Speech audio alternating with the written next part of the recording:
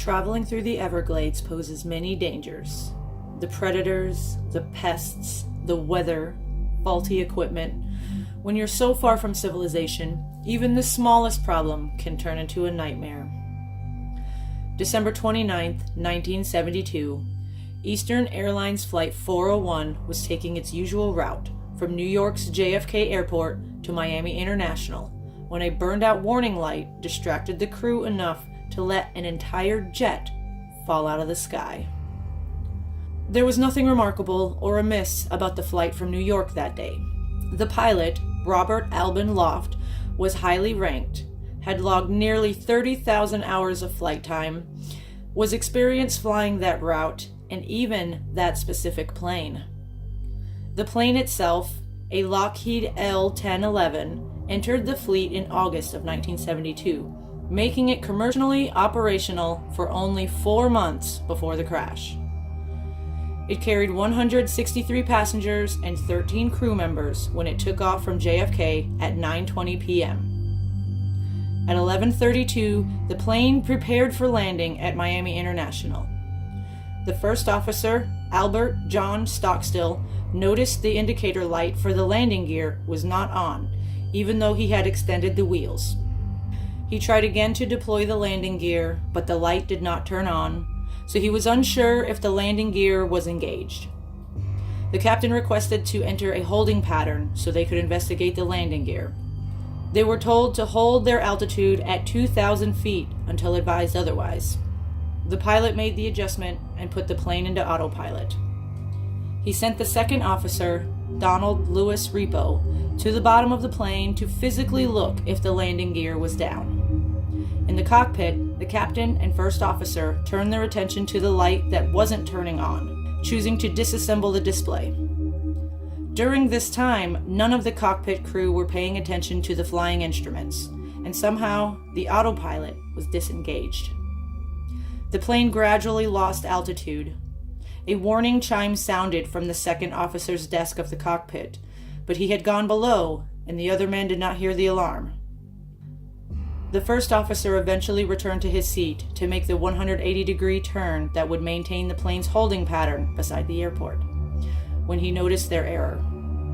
On the flight recorder, the first officer is heard saying, "We did something to the altitude." The voice of the pilot says, "Hey, what's happening here?" Only seconds later, the plane was crashing into the Everglades. 2 men on a nearby boat, Bud Marquise and Ray Dickinson, witnessed the crash and rushed to help.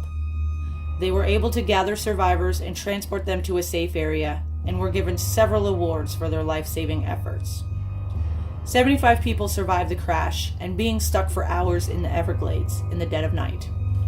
An investigation by National Transportation Safety Board concluded the reason for the crash was the autopilot being switched off, causing the plane to lose altitude at such a rate that none of the crew noticed.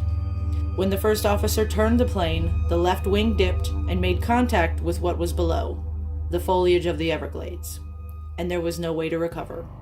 It only took 4 minutes from when the autopilot was initially turned on for this plane to be scattered across the landscape.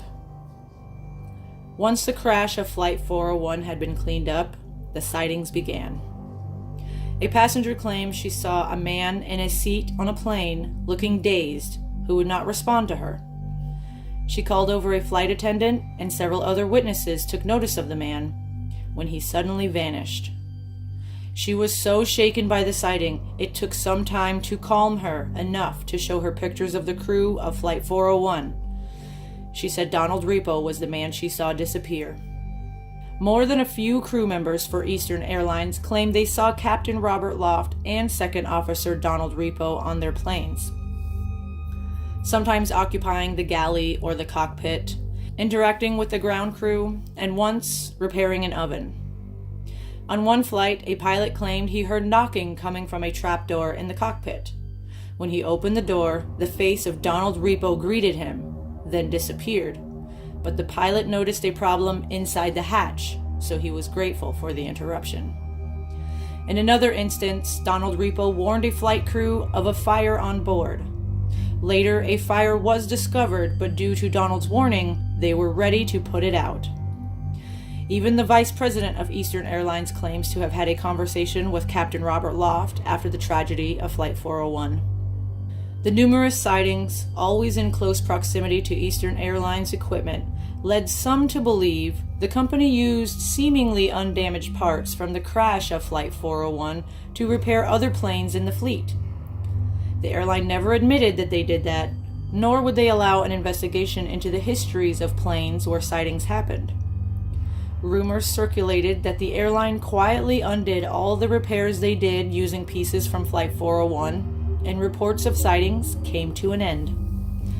In 1991, the company folded, and there are no new reported sightings of Captain Robert Loft or Second Officer Donald Repo.